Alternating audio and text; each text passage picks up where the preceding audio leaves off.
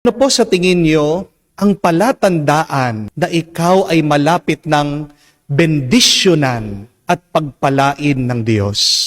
What do you think is the number one sign that God will bless you? Ito po bantayan nyo ito. Pag merong nawawala sa iyo, ibig sabihin, malapit na ikaw ay pagpapalain. The number one sign that God will bless you is when you are losing something. God will bless you when you are losing someone. God's grace will be upon you when you feel that you are losing in life. Because, my dear friends, believe that losing is a blessing.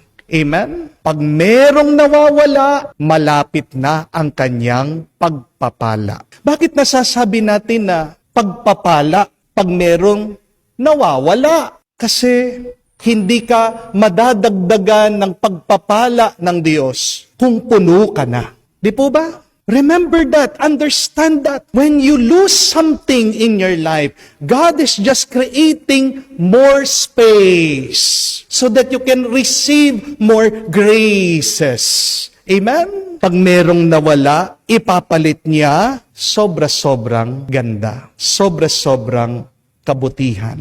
May napakaganda pong kasabihan. Alam natin, when God closes a door, He opens a window. Pero alam niyo po ba, pag pumunta kayo sa Italia, yung mga Italiano, iba po yung kasabihan nila. Ang ganda po. Sabi nila, when God closes a door, He opens two. Kaya nga po, kalimutan nyo na yung when God closes a door, He opens a window. Ayaw ko pong ginagamit yon, ayaw ko pong pinaniniwalaan. Kasi bakit ka dadaan doon sa bintana? Hindi ka naman magnanakaw, hindi po ba? Mas maganda yung kasabihan. Pag may sinarang pintuan ang Diyos sa iyo, bakit? Kasi meron siyang binubuksan na dalawa na mas magandang daraanan mo. Hindi ba yan ang tinuturo sa atin ng Diyos? Huwag po tayong matakot pag merong nawawala sa ating buhay. Yung mga taong mahal na mahal nila ang kanilang buhay, sabi ni Jesus, diyan masasawi sila, mawawala ang kanilang buhay. Pero para sa mga tao na handa na ialay nila, isuko nila ang kanilang buhay, diyan sila pagkakalooban, hindi lang buhay, pero buhay hanggang sa magpasawalang hanggan.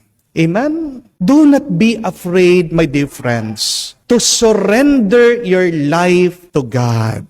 Because the more that you surrender your life to God, the more His abundant blessings will come down upon you. Napakaganda ng larawan na ginamit niya, na ang binhi ng trigo, kailangan munang bumagsak, kailangan munang mamatay para dito umusbong, tumubo at magkaroon ng bunga. Gusto niyo po bang maging mabunga ang iyong buhay? Huwag kayong matatakot na pag bumabagsak, nabibigo ang iyong buhay. Tandaan niyo, yan ay tanda na merong uusbong na bago at mas marami pang bunga na makakabuti sa inyo at makakabuti sa ibang tao. Magandang pagmunihan, magandang pag-isipan. Saan ba ko inaanyayahan ng Diyos?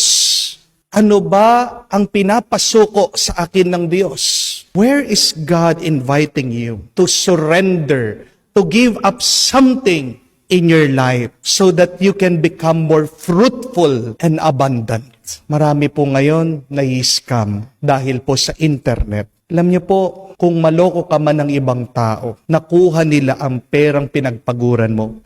Okay, malungkot ka, pero wag ka naman malulungkot forever. Wag mo naman sisirain ang buong araw mo, ang iyong trabaho. Wag mo naman sasaktan ang iyong sarili. Tandaan niyo po, yung kabiguan mo, karanasan yan, para maging mas matalino ka, maging mas marunong ka, maging mas matatag ka. Ang palagi ko po sinasabi, doon sa mga nawalan ng pera, isipin mo na lang, nag-enroll ka sa eskwela ng buhay. Magkano yung nawala sa iyo? 120,000, 300,000, 400,000, 1 million? Yun yung tuition fee mo sa buhay. Kung nga po tayo, di ba, nagbabayad tayo sa eskwela para matuto tayo. Ganon din po sa buhay. Walang nawawala sa iyo, pero meron ka pang nakakamtan. Ano ang nakuha mo? Karanasan. At sa karanasan na yan, merong mas mahalaga, karunungan.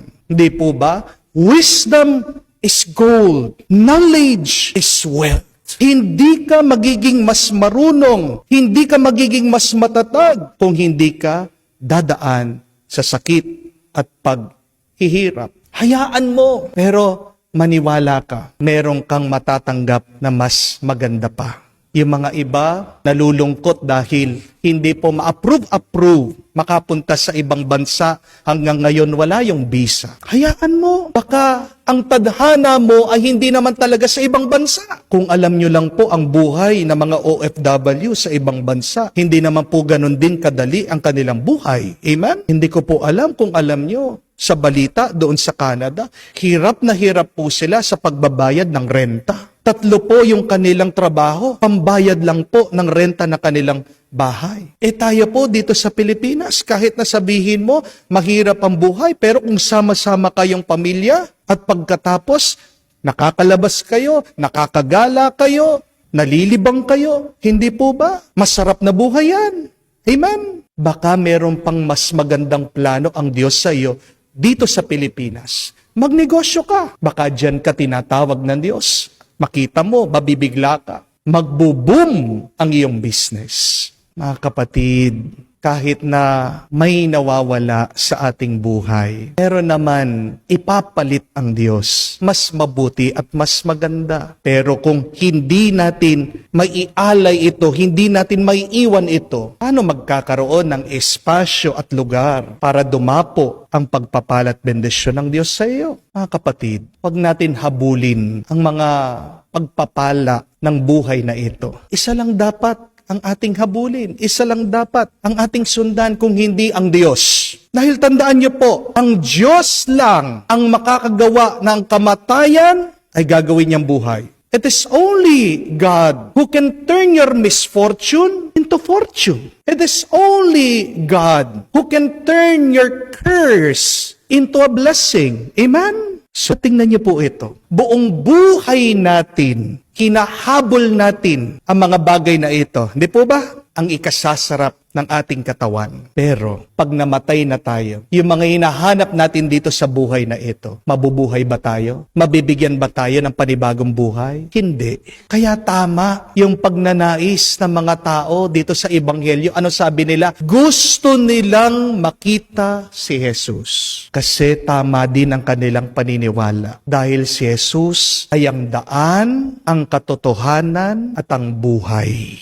Mga kapatid, importante naman po ang pagkain, ang pera, ang ating ugnayan sa ibang tao. Pero wag nating kalimutan, unang-unang pinakamahalaga ay ang ating ugnayan sa Diyos. Amen? Dahil ang Diyos lamang ang magbibigay sa iyo ng panibagong buhay at buhay na magpasawalang hanggan. Amen? Huwag po kayong matakot na mabigo, na mawalan dito sa buhay na ito. Alay mo lahat sa Diyos. Kumapit ka sa Diyos.